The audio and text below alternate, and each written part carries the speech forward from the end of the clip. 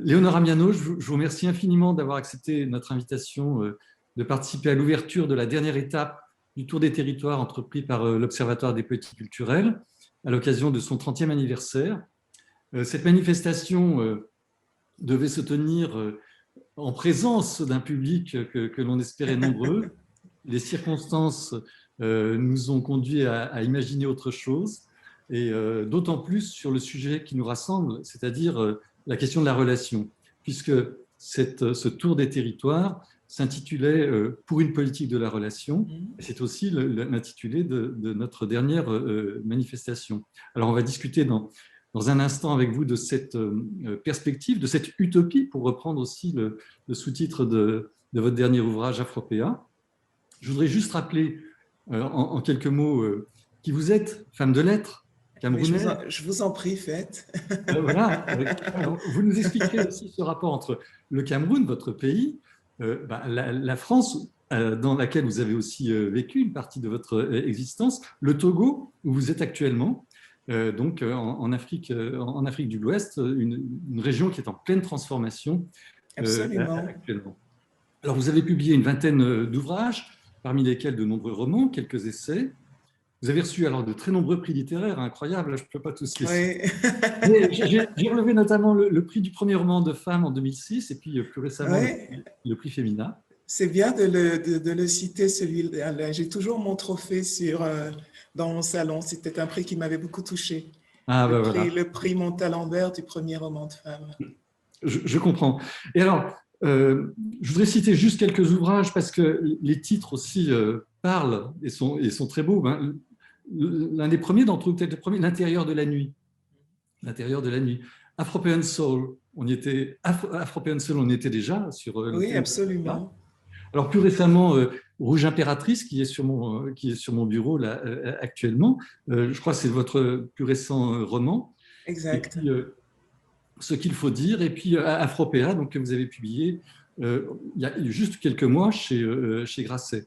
Alors, on peut dire que vous êtes aussi une spécialiste du fait colonial, et on a souhaité vous entendre parce que vous développez aussi un propos, je dirais, original, engagé, dans une perspective critique vis-à-vis de toute tentation d'assignation, aussi bien que de négation culturelle, je dirais. Je ne sais pas si vous êtes d'accord avec cette façon de vous présenter. Oui. Assez d'accord.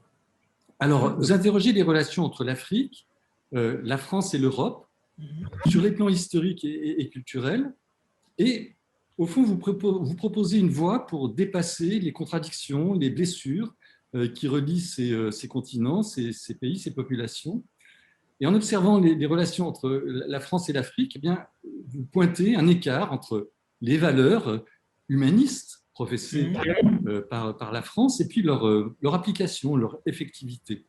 Alors vous écrivez ainsi, la France prétend goûter le mélange des cultures, mais en réalité, l'imaginaire de la France européenne résiste avec force à son renouvellement et peine à assimiler les plus criantes évidences. Alors j'ai tout simplement envie de vous demander pour commencer, mais à quelles évidences faites-vous référence? Alors c'est très simple, ces évidences, s'agissant notamment de la manière dont la France se définit, en tout cas la manière dont elle est définie dans le propos des commentateurs les plus écoutés de l'actualité, eh bien, elle n'intègre jamais le fait qu'elle ne soit pas un pays strictement européen.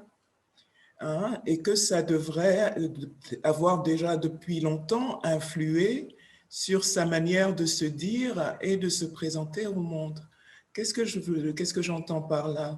C'est que la France, c'est bien sûr son territoire européen, que l'on dit hexagonal, notre hexagone de Renault, mais ce sont aussi tous ces territoires qui se trouvent dans ce qu'on appelle en France les Outre-mer, hein, et qui s'y trouvent et qui sont des territoires français pour certains depuis fort longtemps, puisque les 4 vieilles colonies que sont la Martinique, la Guyane, la Guadeloupe et la Réunion étaient françaises, enfin on va dire, elles le sont depuis le XVIIe siècle, au bas mot. Donc, ça fait longtemps. Et donc, ça signifie que ça fait longtemps que la France, sans même parler de Mayotte, Nouvelle-Calédonie, tout ça, ça fait longtemps que la France n'est pas strictement européenne. Ça fait longtemps qu'il est entré en elle, que sont entrées en elle d'autres présences qui ne l'ont jamais quittée et qui, ne l'ayant jamais quittée, devraient avoir influé sur sa sensibilité et sur son être au monde, tout simplement. Mais ce n'est pas le cas. Lorsque vous entendez certains parler du fait qu'on soit plus chez soi en France, qu'on ne reconnaisse plus son visage dans celui voilà, des populations que l'on voit dans la rue, on ne dit jamais qu'en fait le visage avait déjà changé. En principe, il avait déjà été altéré depuis longtemps et que c'est une anormalité. C'est étonnant que ça ne soit jamais pris en compte, ce qui signifie que ces personnes, lorsqu'elles parlent de la France, elles ne parlent pas du pays réel. Elles parlent d'un pays imaginaire. C'est pas vraiment la France, c'est dont on parle. C'est une idée de la France et c'est l'idée qui convient à certains, mais qui ne dit pas le pays tel qu'il est. Or, si on disait le pays tel qu'il est, euh, si on l'avait pris en compte, si on avait accepté non seulement ces autres présences, mais aussi leur légitimité à influencer la culture, l'identité du pays, je pense qu'on aurait un rapport très différent avec des populations venues plus récemment, qui sont venues, elles, après les décolonisations, par exemple. Hein, parce qu'on se saurait déjà autre et on aurait nécessairement avec cela, je ne dis pas que ça serait toujours facile, mais on aurait quand même une relation différente. D'ailleurs, j'aimerais vous demander ce que vous entendez par cette notion d'occidentalité. Est-ce qu'il faut tout rejeter, par exemple, de l'occidentalité? Faut-il tout rejeter de l'occidentalité? L'occidentalité telle que je la définis, pardon, c'est précisément ce qu'il faut rejeter. Et je vais m'expliquer, parce qu'il ne faudrait pas que l'on croie, que l'on fasse de confusion dans ma pensée entre Occident, occidentalité et identités européennes. C'est pas du tout de ça que je parle. Pour moi, l'occidentalité, c'est la face sombre de l'Europe. Ça ne la définit pas. Et quand je dis l'Europe, là, je parle de la mienne d'Europe, l'Europe de l'Ouest, celle que je connais, celle avec laquelle je fraye. Donc, c'est son côté obscur. C'est ce qui lui arrive quand elle se lance dans ses conquêtes à la fin du XVe siècle et qu'elle devient comme ça une énergie prédatrice parce que ivre de conquête, elle ne sait plus que dominer, elle ne rencontre plus, elle terrasse. Mais l'Europe a existé avant, hein? Et elle peut survivre à ce qui lui est arrivé au moment des conquêtes coloniales. Donc, pour ce que j'appelle l'occidentalité, ce n'est pas le patrimoine identitaire européen, ce ne sont pas les cultures ancestrales, ce n'est pas la langue française, par exemple. Je ne dis pas une langue occidentale, ça n'a pas de sens. Et d'ailleurs, parfois, on me pose la question de la difficulté de m'exprimer dans une langue coloniale, est-ce que ce n'est pas douloureux? Ça ne l'est pas parce que je ne perçois pas le français comme une langue coloniale. Le français existait avant la colonisation et il devrait lui survivre. Hein? Donc, j'ai aucun problème avec les identités profondes de l'Europe, les identités anciennes. Je m'y projette même très bien. Si on me demanderait qu'est-ce que la France pour vous, je dirais Jean Piat dans Les Rois maudits, par exemple. Ça, c'est puissamment la France pour moi. C'est un souvenir d'enfance que je chéris. J'adore Jean Piat jouant Robert d'Artois dans Les Rois maudits et je pense que je suis tombée amoureuse de cette période pourtant très violente qui a été le Moyen-Âge européen en découvrant Jean Piat dans Les Rois maudits. Donc, je n'ai pas de problème avec l'Europe. Je veux parler d'une espèce de corruption qui entre en elle quand elle se met à dominer le monde et qu'elle ne sait plus avoir d'autres relations que ce rapport de domination. Et par rapport à cette occidentalité, ce que je veux dire, c'est qu'elle est combattue de l'intérieur. Elle l'a toujours été. Il y a toujours eu à l'intérieur de l'Europe euh, des oppositions internes, même si elles n'ont pas immédiatement triomphé. Si l'on parle de colonisation, il y a eu de l'opposition à la colonisation en France et de manière très très vive. Si on parle d'esclavage, il y a eu de l'opposition à l'esclavage en France, et là aussi de manière très vive et même assez tôt. D'ailleurs, euh, le roi Louis XIII, à qui l'on attribue l'entrée de la France dans le commerce triangulaire et donc dans le trafic transatlantique, était opposé à cela, parce que c'était un roi très pieux et qu'il percevait dans le trafic humain quelque chose qui allait avilir son pays. Mais voilà, Richelieu, qui était son grand ministre, voyait les autres puissances européennes se lancer dans cette entreprise, s'enrichir, et craignait, comme plus tard Colbert, craignait pour son pays le déclassement. Donc, Louis XIII, en fait, est mourant lorsque est publié l'édit du roi qui fait rentrer le pays dans le commerce triangulaire. Et c'est intéressant de le savoir parce que ça veut dire que dès cette époque-là, il y avait des discussions, il y avait des désaccords. Et en réalité, l'édit n'est pas un édit du roi, c'est un édit de Richelieu, qui ne voulait pas que son pays s'appauvrisse, qui ne voulait pas que la France, voilà, comment dire, soit déclassée par rapport au Portugal, à l'Espagne, à l'Angleterre, puisque tous les autres s'étaient déjà lancés. Et voilà comment la corruption rentre un peu, puisqu'on savait que c'était pas bien, on méprisait les autres de le faire, mais quand même on voulait des sous aussi. Et donc l'occidentalité, c'est ça, c'est cette fragilité-là. C'est cette fragilité qui fait que, voilà, on sait que c'est pas bien, on sait qu'on va faire du mal aux gens, qu'on va les spolier, qu'on va les brutaliser, mais on se laisse envahir par la vénalité. Donc, ça peut être ça, par exemple, l'occidentalité. Donc, il ne faut pas le confondre avec... les vins français ne sont pas des vins occidentaux.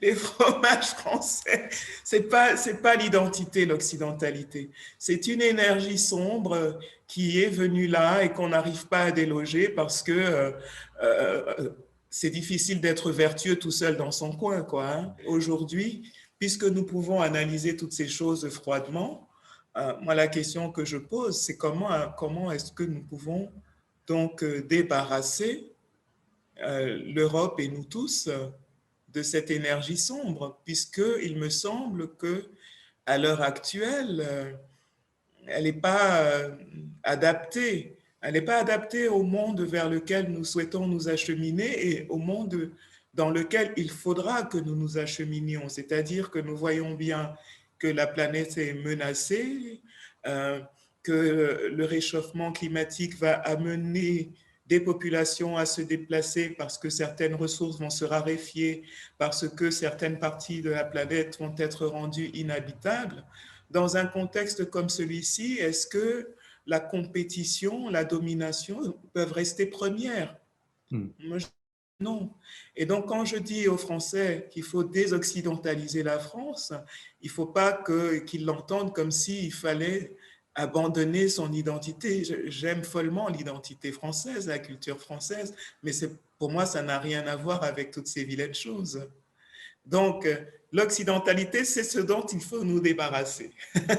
Alors, comment vous définissez ceux que vous nommez les Afropéens, puisque votre ouvrage aussi prend énormément appui sur cette population, cette partie de la population européenne. Alors, qui sont-ils ces Afropéens? Vous-même, est-ce que vous vous décririez comme une Afropéenne? Qu'est-ce qui caractérise au fond les Afropéens en termes de vécu, de représentation? Est-ce qu'il y a une identité afropéenne? Alors, est-ce qu'il y en a une et une seule? Pour l'instant, je ne peux pas répondre oui. Mais euh, la chose intéressante et même excitante, c'est qu'elle est à inventer. Hein, elle est à inventer et moi je trouve ça vraiment formidable, que le monde soit inachevé et qu'on puisse encore lui ajouter de nouvelles identités et qu'en plus on puisse en décider. En plus on puisse en décider. Mais qui sont les Afropéens? Les Afropéens, ce sont des personnes, ce sont des Européens qui ont une ascendance africaine subsaharienne, euh, mais qui sont alors les parents ont pu venir, les parents ou les grands-parents même, ont pu venir d'Afrique, mais ces personnes elles-mêmes ont grandi en Europe où ils sont arrivés très très jeunes, ont été formés par l'Europe, forgés par elle, lui appartiennent du point de vue de leur vécu et de leur sensibilité. Euh, et la différence peut-être avec les autres populations dites afrodescendantes, par exemple les Afro-Américains, les Afro-Brésiliens, euh, c'est qu'on est ici en Europe, qui est un très très vieil espace humain avec de vieilles, euh, une histoire longue, hein, avec voilà, des peuples qui ont une histoire longue et qui peuvent durablement raconter leur histoire sans la présence euh, de personnes venues d'Afrique. Quand vous entrez dans l'espace américain, puisqu'il a été complètement reconfiguré par les conquêtes coloniales, personne ne peut raconter son pays sans mentionner les autres. C'est-à-dire que si vous êtes un Américain d'origine, je ne sais pas moi, italienne, anglaise, française même, vous ne pouvez pas parler de votre pays sans parler de ces gens qui sont venus d'Afrique à un moment. Hein, vous ne pouvez pas parler de votre pays sans parler des Amérindiens, alors que les Européens, eux, le peuvent. Ce qui veut dire que les Afropéens ont la particularité euh, d'appartenir à un espace qui peut se raconter et qui l'a longtemps fait sans mentionner leur présence. Et qui s'étant longtemps raconté de cette manière, ne voit pas toujours pourquoi il devrait inclure cette présence dans voilà, sa présentation de lui-même. Hein? Et donc, ça vous, ça crée un sentiment d'appartenance un peu particulier parce que, bien sûr, vous êtes une minorité, mais vous êtes vraiment une minorité effacée. Hein? Et donc, c'est une sensibilité qui forcément sera différente de celle des Américains chez eux. Et c'est pourquoi on ne peut pas toujours importer d'ailleurs les outils qu'ils ont créés pour évoluer dans le contexte des États-Unis. Parce que ce n'est pas du tout adapté. Alors, quel rôle alors justement peut jouer cette minorité effacée pour construire Afropéa, cette utopie, cette relation? Ben déjà, alors, ça c'est de ce côté-ci qu'est vraiment l'utopie, parce que pour que Afropéa se présente tel que je l'envisage moi, euh, il faut réussir à abolir à l'intérieur de soi les conflits qui existent encore au dehors. C'est-à-dire que pour l'instant, euh, les différents héritages que vous revendiquez pour vous définir émanent d'espaces qui ne se sont pas encore bien compris et dont la relation reste asymétrique.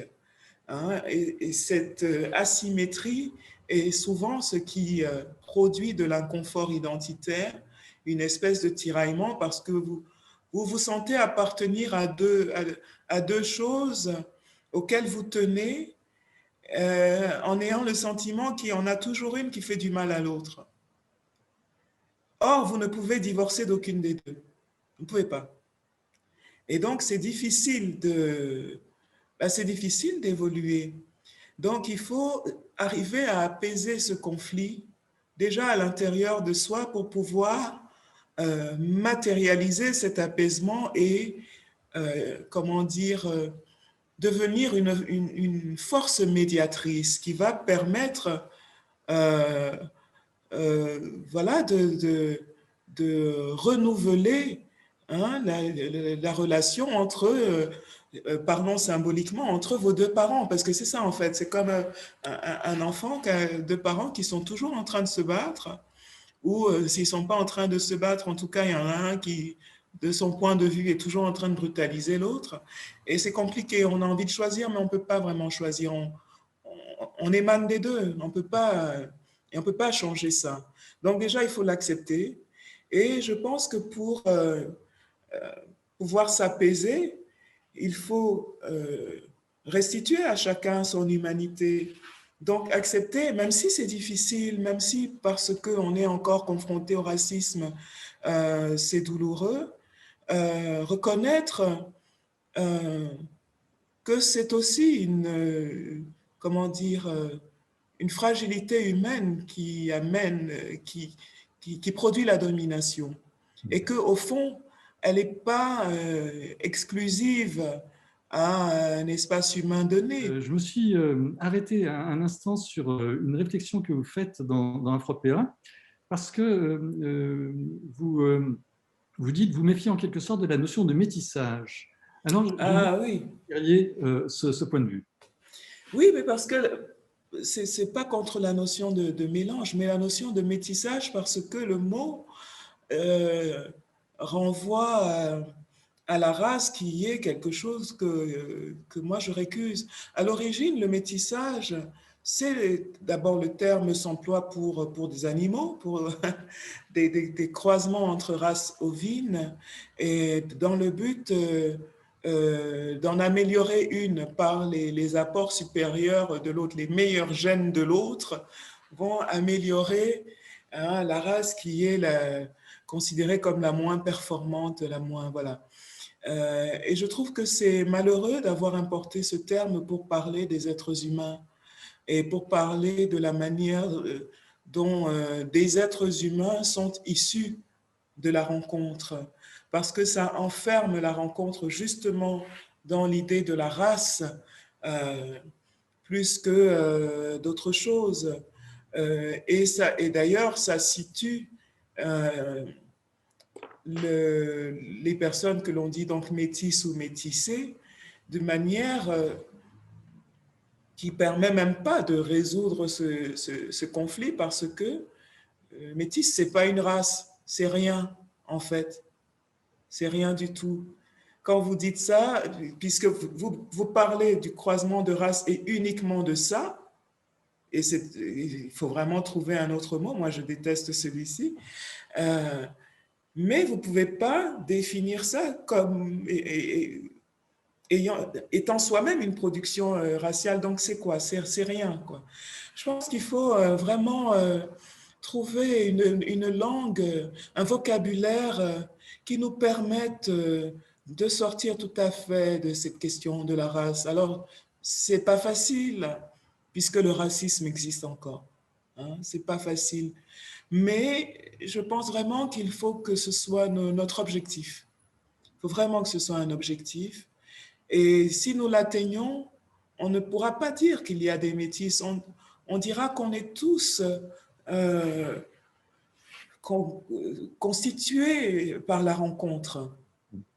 Parce en réalité, je pense que c'est ça la vérité aujourd'hui. Je pense que le fait que les continents et leurs histoires, leurs sensibilités, leur culture se soient rencontrés, même si la rencontre s'est faite selon des modalités négatives, violentes, eh bien, elle a eu lieu. Elle a eu lieu et nous sommes le produit de cette rencontre. Aujourd'hui, tout le monde boit un café, un thé, un chocolat le matin parce qu'il y a eu la rencontre. Hein? Le cacao ne pousse toujours pas en France. et le café non plus, et ni le thé. Mais on ne peut pas s'en passer. Et parce que quelque chose est entré hein, dans la vie des gens, dans leur sensibilité, dans leur manière d'être depuis fort longtemps, et qu'ils n'imaginent même pas le congédier. Ils n'imaginent même pas vivre sans. Ça fait partie d'eux. Et cette chose qui est entrée à l'intérieur de nous, ce ne sont pas seulement des denrées, ce sont aussi des imaginaires, ce sont aussi des corps. Voilà, ce sont aussi des corps. Et on doit s'approprier tout cela et comme un patrimoine, voilà, comme un patrimoine enrichi, hein, et le célébrer comme tel, plutôt que de revendiquer en quelque sorte des espèces de pureté comme le font les commentateurs auxquels je faisais référence au début et qui ne nous parlent jamais que d'une France strictement européenne et blanche.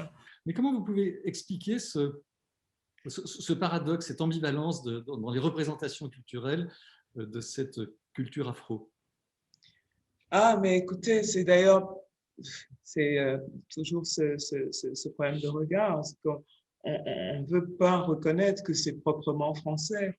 Hein, tout ce qui... Mais ne soyons pas trop critiques parce que c'est en train de changer. J'ai vu que Isolde avait eu une victoire de la musique et c'est une jeune femme qui a 24-25 ans et qui fait vraiment de la chanson française, mais avec des codes très actuels. Moi, je suis très sensible à ce qu'elle fait. J'aime bien Ichon aussi, qui est un rappeur, mais pas vraiment rappeur. On est aussi dans une nouvelle chanson française.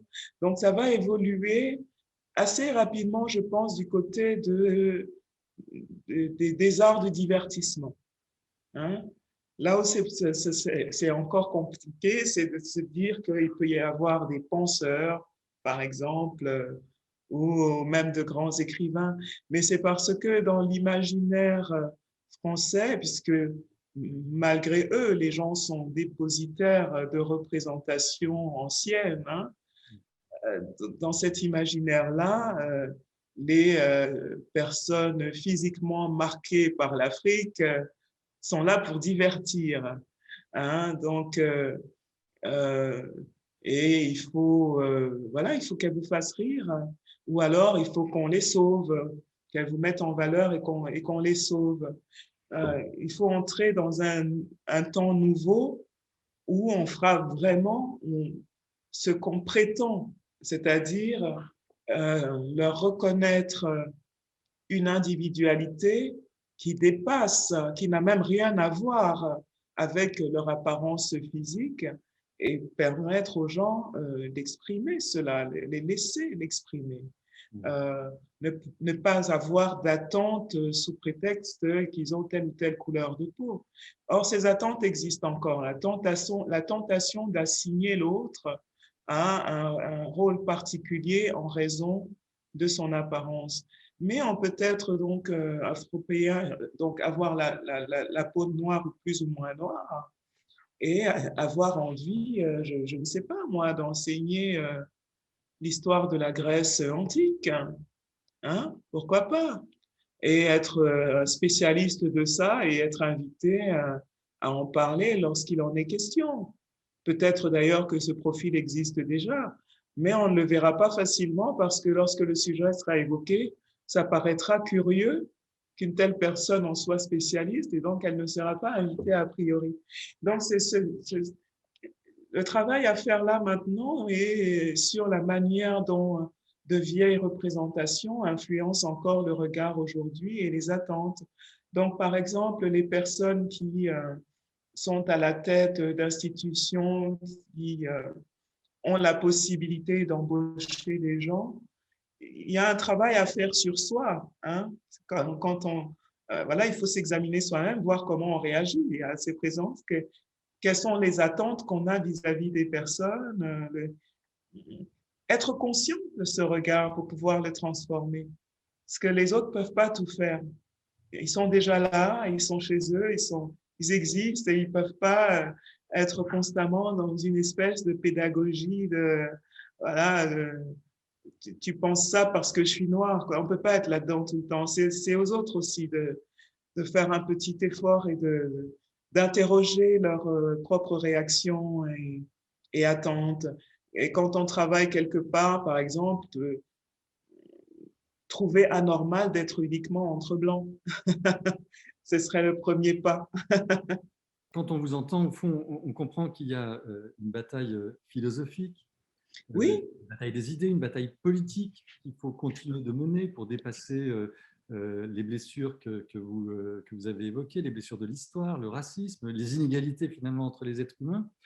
Puis il y a peut-être aussi une bataille culturelle, et c'est sur cette question que je souhaiterais que nous concluions notre entretien. Que peuvent les arts et la culture, au fond, pour promouvoir une nouvelle relation entre l'Afrique, la France et l'Europe, qui serait fondée, comme vous l'appelez, sur la reconnaissance, le respect et l'équité. Autrement dit, comment nourrir une politique de la relation entre Afrique et Europe en prenant appui sur les arts et la culture de façon spécifique? ah, mais moi je pense que les arts et la culture peuvent tout, ou presque tout. En tout cas, ils peuvent beaucoup parce que c'est ici que l'on va réformer les imaginaires. Hein? C'est dans les productions artistiques et culturelles qu'on va et les productions artistiques sont aussi là pour inventer de nouveaux mythes, euh, et pour fabriquer du futur. Donc, c'est vraiment le territoire privilégié de cette refondation que j'appelle de mes voeux.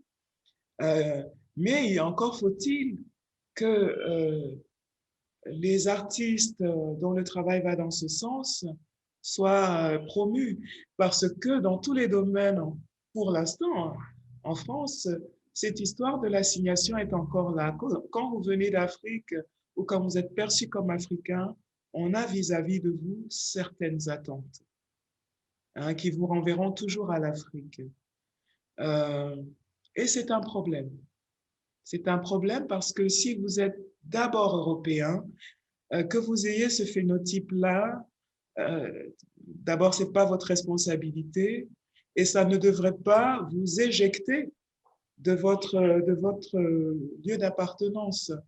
Donc, je pense que les artistes sont déjà là et sont déjà à l'œuvre pour travailler dans la direction qui nous intéresse. Il faut que cela soit mis en lumière, qu'il soit soutenu, que ce soit euh, mais que les personnes aussi qui font vivre l'art, qui permettent aux artistes d'émerger, euh, soient dans acceptent de prendre ce chemin. C'est peut-être là que c'est un peu moins gagné parce que c'est là qu'on on, on rencontre les questions euh, un peu politiques et des questions de pouvoir.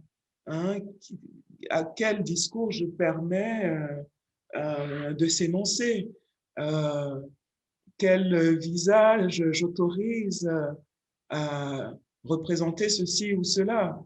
Je pense que la volonté des artistes est là. Euh, quel texte je peux faire entendre pour dire quoi lorsque je passe commande? Qu'est-ce que j'attends? Parce que les gens ont des attentes et je peux vous le dire, ça m'est déjà arrivé.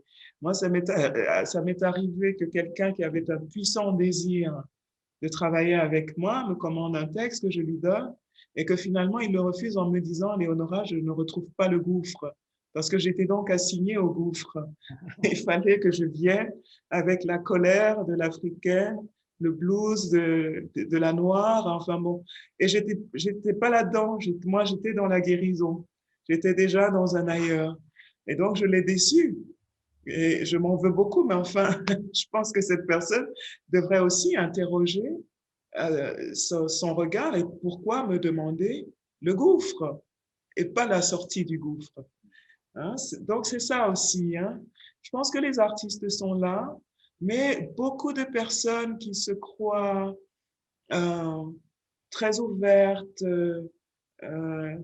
qui sont persuadées d'être, entre guillemets, du côté des minorités, sont de ce côté-là de la mauvaise manière. Je pourrais citer tellement d'expériences. Une autre fois, une metteur en scène m'a approché, elle voulait faire quelque chose, une nouvelle version d'Othello, et elle avait donc conçu un personnage de prostituée camerounaise, et je devais donc écrire le monologue de cette prostituée, et elle attendait de moi que je gifle le lecteur et le spectateur au cœur de Shakespeare. Et je lui ai dit non, moi je ne veux pas gifler les gens au cœur de Shakespeare. Et j'ai une passion telle pour Shakespeare que je trouve d'ailleurs que son texte se suffit à lui-même. Moi, en tant qu'auteur, j'ai pas envie d'écrire dans Shakespeare. Je veux qu'on me commande une création, mais je veux pas écrire, je veux pas refaire Shakespeare, quoi. C'est déjà très, très bien fait et c'est difficile à atteindre d'ailleurs. Et donc, voilà, c'est cette manière de regarder les autres existe encore, y compris dans les environnements où se produisent l'art et la culture. Donc, les acteurs de ces milieux doivent interroger leurs pratiques et les corriger. C'est pas toujours facile parce qu'on se rend pas compte et parce que dans ces métiers, on travaille aussi. Alors, ce sont des métiers d'intellect et de sensibilité. On ne domine pas toujours sa sensibilité. Voilà, donc, mais mettons-nous sur ce chemin, donnons-nous au besoin même des cahiers des charges, hein, des codes de conduite, et on verra bien avec, comment dire, des échéances pour pouvoir observer nos résultats, réfléchir à voilà, ce qu'on met en place et ce que ça a produit, vraiment le regarder et voir comment on peut mieux faire. Je suis convaincue que ça, on va pouvoir le faire. Dans le domaine des arts, assez, assez rapidement. Je crois que pour achever vraiment euh, le, le, la réinvention de cette relation, euh, on ne pourra pas se passer de, d'une reconfiguration des choses au niveau politique. Ce qui pose problème encore aujourd'hui, c'est cette asymétrie qui persiste. Alors, elle ne peut pas être corrigée du jour au lendemain, mais certaines pratiques peuvent d'ores et déjà l'être. Moi, je pense que les Européens qui veulent avoir chez eux le confort et la technologie, et d'ailleurs les Africains aussi, tout le monde est habitué à ça aujourd'hui, les Européens n'ont pas besoin que les Congolais crèvent pour qu'ils aient des téléphones portables. Et je pense qu'ils ne le désirent pas. Donc, à eux de regarder comment leur sont apportées les ressources qui viennent des autres continents, s'intéresser à la politique étrangère de son pays, en faire un des enjeux lorsque on va voter, poser ces questions et dire que on n'acceptera pas que certaines choses soient faites en notre nom et pour notre confort. Voilà, donc cesser d'ignorer ce qui est fait pour que les ressources du monde viennent à vous, puisque nous vivons dans une interdépendance absolue et on le voit, on l'a bien vu avec cette pandémie. Hein. Donc, on a besoin des ressources des autres. On va continuer à avoir besoin de choses qui sont dans des ailleurs. Donc, nous pouvons décider que les personnes auprès desquelles on se les procure obtiennent voilà, une rétribution équitable et qu'elles puissent aussi bénéficier voilà, de leur patrimoine. Et ça, je pense que ça se décide. Un joli mot de conclusion. Je vous remercie infiniment, Léonora Miano, pour nous avoir accordé cet entretien. Je vous en prie, c'est moi qui vous remercie.